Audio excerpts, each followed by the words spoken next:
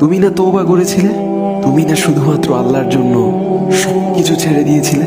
বুঝতে পেরেছিলে কোথায় তোমার আসল ঠিকানা? ভুলে গেছ?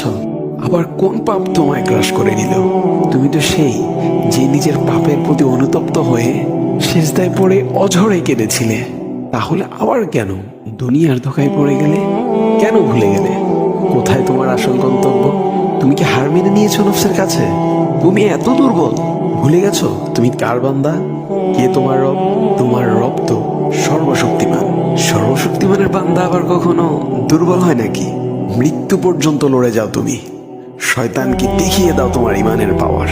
শয়তানের ধোকায় পড়ে অনেক পাপ করে ফেলেছ, তাই নিরাশ হয়ে গেছো তুমি, তাই না? তুমি কি জানো না তোমার রব কতটা মহান? তিনি তো তোমাকে ক্ষমা করার জন্য অপেক্ষা করছেন। তাই ফিরে আসো সেই রবের দুয়ারে, যার দুয়ার কখনো বন্ধ হয় না।